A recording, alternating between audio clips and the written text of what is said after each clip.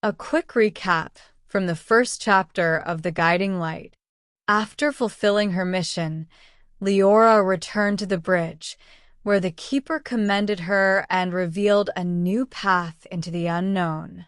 Empowered by her journey, Liora embraced the adventure ahead, knowing her light would always guide her home.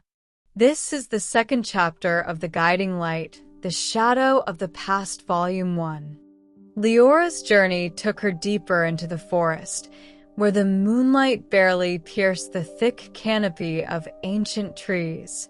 The beam of light from her lantern illuminated the winding path, but it felt as though the shadows themselves were watching her, waiting. Yet, for every step forward, the weight on her heart grew lighter. The more she helped those lost in darkness, the more she understood her purpose. But even so, there was a void inside her, a longing for something more. One evening, as she rested beside a brook, she heard the unmistakable crunch of leaves. She stood up quickly, the lantern held high, casting a circle of light around her. Emerging from the shadows was a tall figure, his cloak a deep, swirling black. His eyes, however, caught her attention, stormy gray, full of both sorrow and determination. "Who are you?" she asked, her voice steady despite the uncertainty gnawing at her. The man bowed his head. "I am Caius Blackthorn. I've come to ask for your help." Liora studied him carefully. There was something about his presence that both unsettled and intrigued her.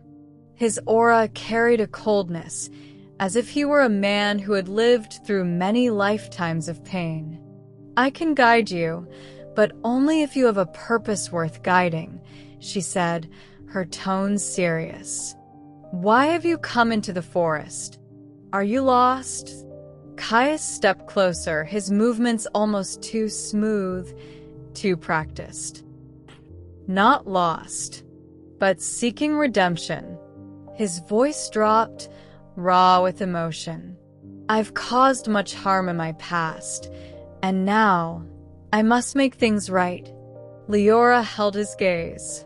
She had seen many souls in her travels, some full of regret, others driven by a desperate need to prove themselves. But this man, there was something different about him, something she couldn't quite place.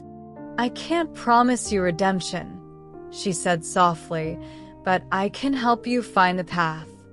You must walk it yourself." And so, despite the uncertainty in her heart, she agreed to guide him. Thank you for tuning in. We will be releasing the second volume of The Shadow of the Past soon. Please give this video a like and subscribe to our channel, Micro Fiction Madness.